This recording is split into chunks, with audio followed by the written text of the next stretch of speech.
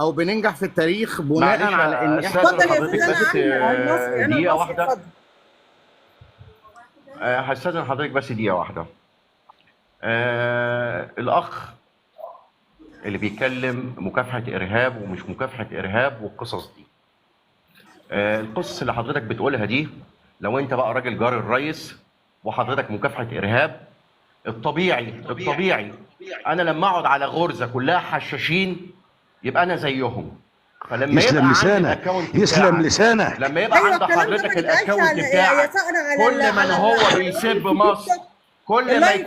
كل ما يبقى عندك يا استاذه، لما يبقى عنده في الاكونت بتاعه كل بني ادم حقير بيسب بلدنا والريس، يبقى زيهم. هتقول لي مكافحه ارهاب؟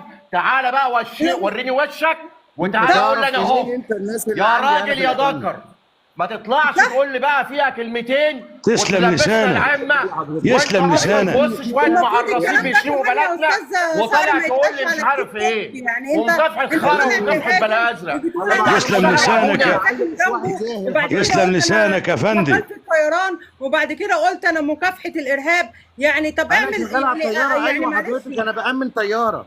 امال يا انت شغال أستاذ. برو يا يا استاذ. استاذه انت يا شغال استاذه برو. انت، انت يا استاذه. شغال برو مش مكافحه ارهاب. في الاداره هتشتغلنا. المصريه او مكافحه الارهاب زي يا ما استاذه انتم اختاري بتقولوا. الناس يا يبقى استاذه، ما تطلعش اختاري الناس يا استاذه بعد اذنك. بص هقول لحضرتك يبقى ما على حاجه. تطلعش حضرتك.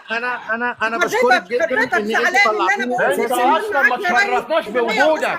معايا يا لا ريس. انت ولا الاشكال الوسخه اللي بتقعد معاها تشتم بلدنا وتشتم الريس. يا انت من أستاذ. الاشكال القذره. ده انت الارهاب مش مكافحه الارهاب.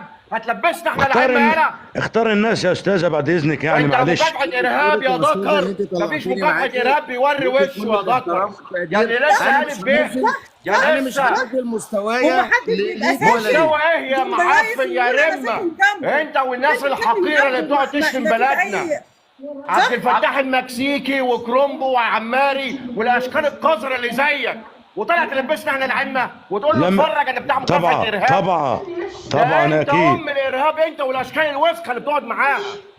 انت يرضيك الكلام ده؟ انا انت ضيف بقى ننظف بلدنا من الكناسه انت قبل دي. الكلام ده. انتوا عايزين شركه نظافه تلمكم في صفائح زباله بره البلد.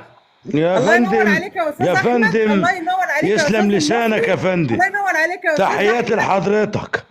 تحياتي ليك، بس لحضرتك. لازم برضه لازم نفهم نسمع هو بيقولوا يا ايه. فندم إحنا- يطلع مستشار. يا استاذه المعارضه ده سمه من سمات الدوله المتقدمه.